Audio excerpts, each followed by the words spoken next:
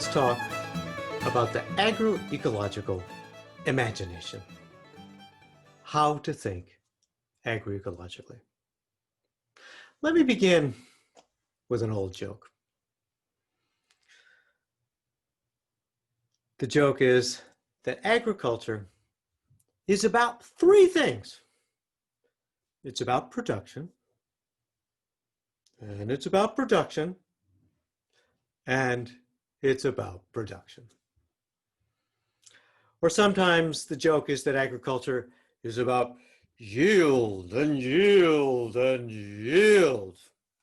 Or perhaps more tellingly, money, money, and money. All of these tellings of the joke make the same point, which is that agriculture, when we think about it, we often have a very singular focus on the crop in the field. And it's true that we want the crop in the field to succeed. In the definition that we use in this course, check out Randy's video on that, agriculture is most fundamentally the intentional increase of plant and animal quantity and quality for human benefit. And one might take that definition to mean production, production, production, yield, yield, yield, or money, money, money. But from an agroecological point of view, you'd be making a dire mistake. Dire for you and for everyone else. Because the addition of the ecological perspective, not agroecology part, really changes your imagination of the world. As Randy also says in that video, ecology is the study of interactions among organisms and organisms with their environment. The big takeaway here, we're not alone. We're not setting up farm fields in outer space. Rather, you are always doing agriculture in a context. And context matters a lot for things like clean water and air. And so many other things, as I'll get to. Because from context comes consequences, and consequences are what makes stuff real.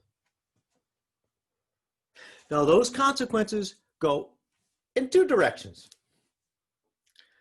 Agriculture has consequences for the world, and the world has consequences for agriculture. Let's take up the consequences agriculture has for the world first. Now, it's because agriculture has consequences that we even bother to do it. And for sure, one of those consequences that we care about is agricultural production.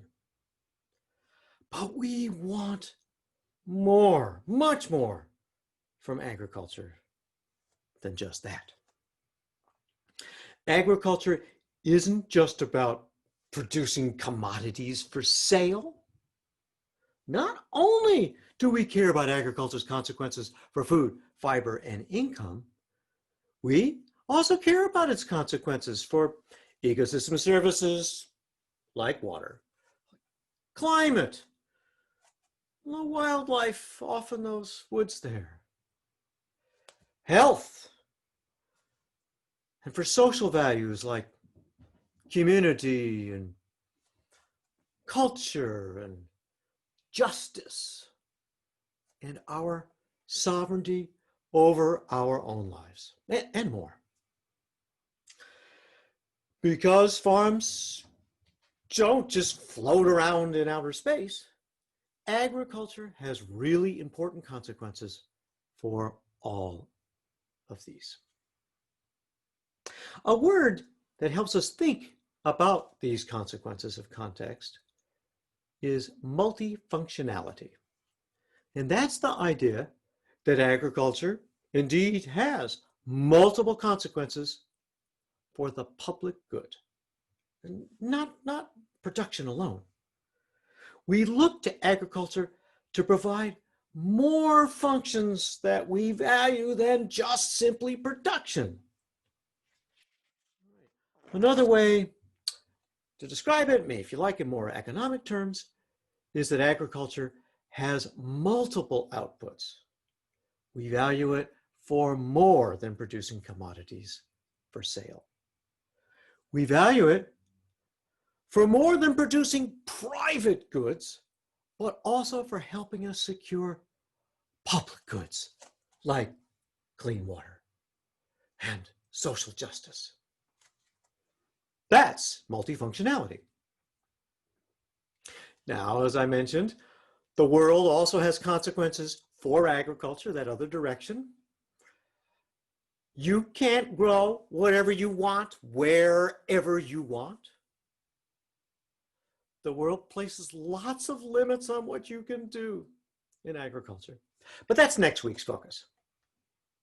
Now, but together, those two directions, agriculture's consequences for the world and the world's consequences for agriculture, are two sides of the agroecological imagination, which we can describe as simply thinking contextually about food and agriculture.